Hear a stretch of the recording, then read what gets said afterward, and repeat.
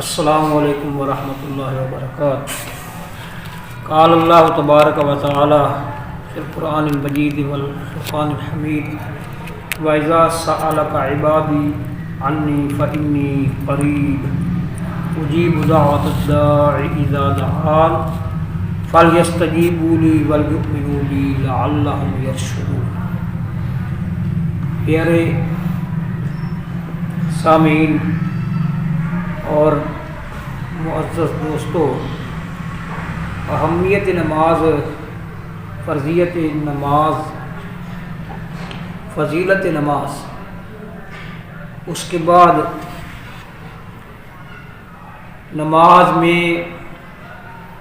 نماز سے پہلے کیا چیزیں ضروری ہیں اور نماز میں ہاتھ کس طرح باندھنے چاہیے اور کہاں باندھنے چاہیے، اور نبی کریم صلی اللہ تعالیٰ علیہ وسلم نے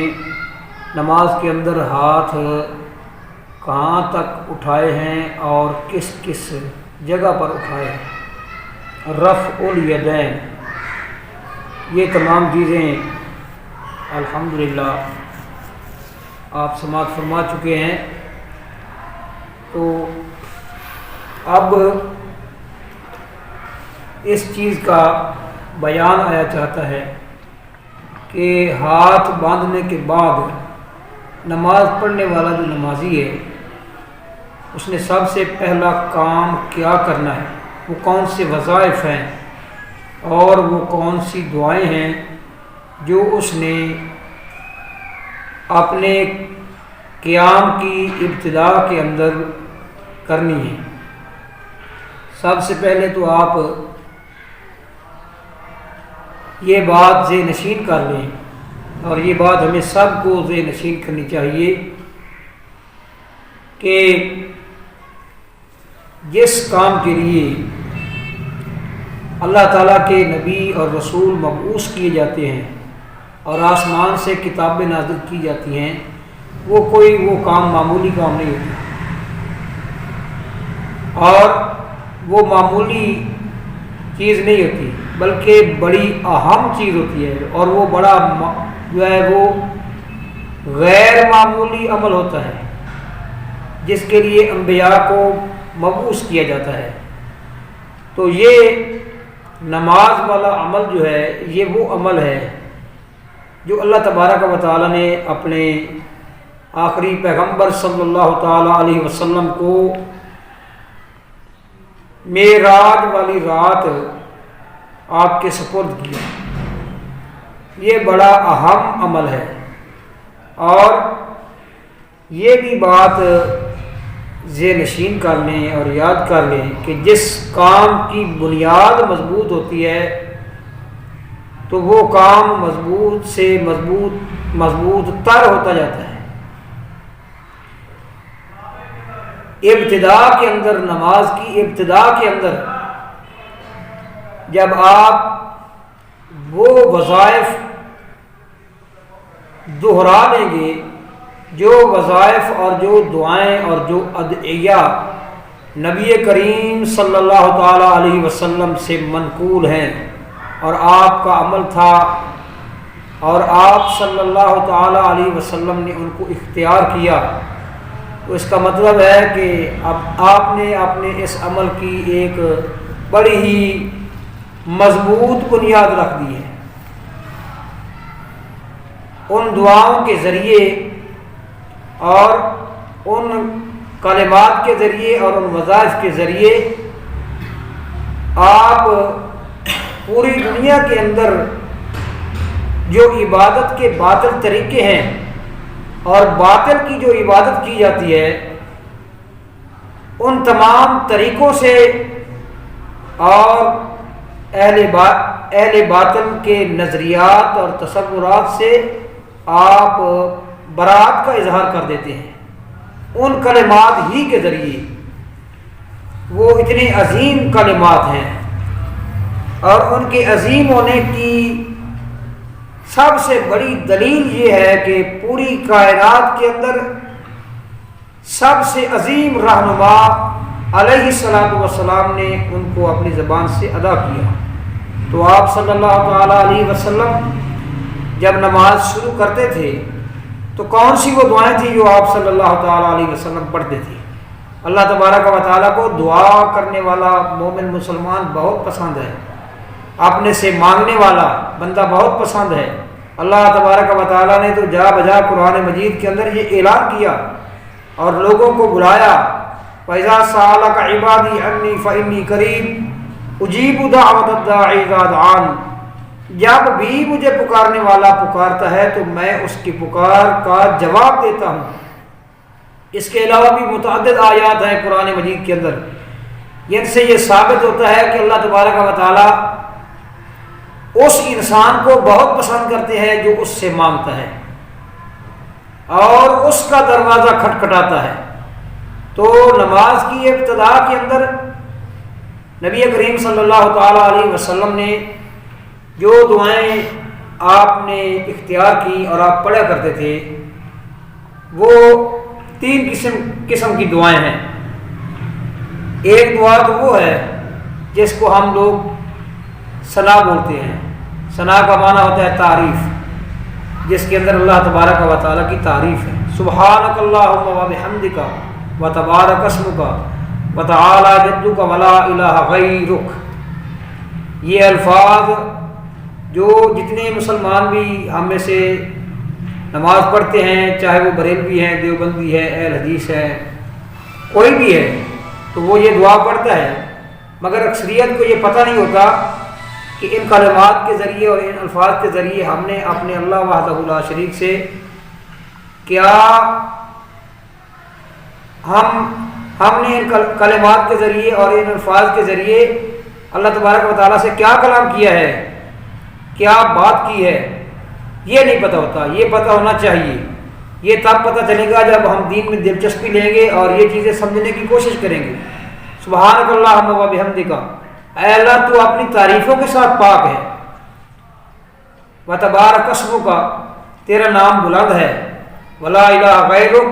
تیرے علاوہ کوئی الہ نہیں ہے۔ یہ ہے اس کا معنی، اس کو ثنا کہتے ہیں۔ یہ ہے ان الفاظ کے معانی، سبحانک اللہم و بحمدک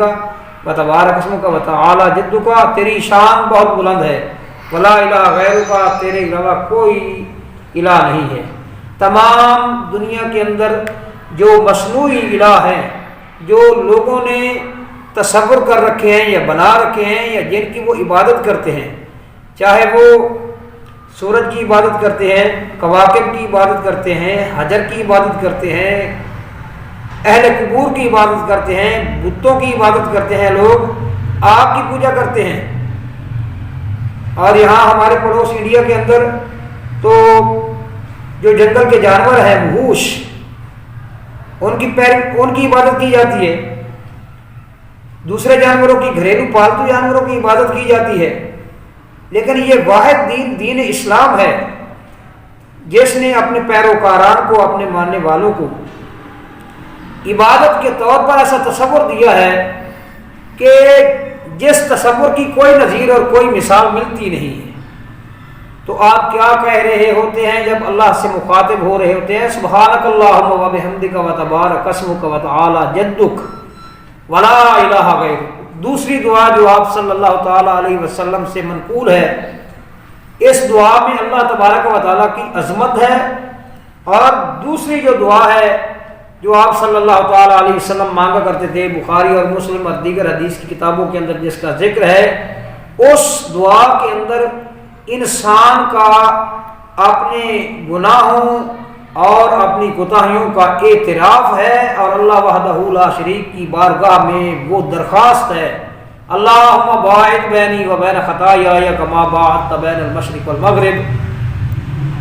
ونقنی من الخطایا کما ینقی الثوب الابیض من الدنس، اللہم اغسل خطایای بالماء والثلج والبرد، اللہم نقنی من الخطایا، اللہم باعد بینی و بین خطایای۔ یہ درخواست ہے اللہ کی بارگاہ میں، اے اللہ تو دوری کر دے میرے درمیان اور میری غلطیوں کے درمیان، میری غلطیوں اور مجھے ایک دوسرے سے دور کر دے، ہمیں ایک دوسرے سے دور کر دے،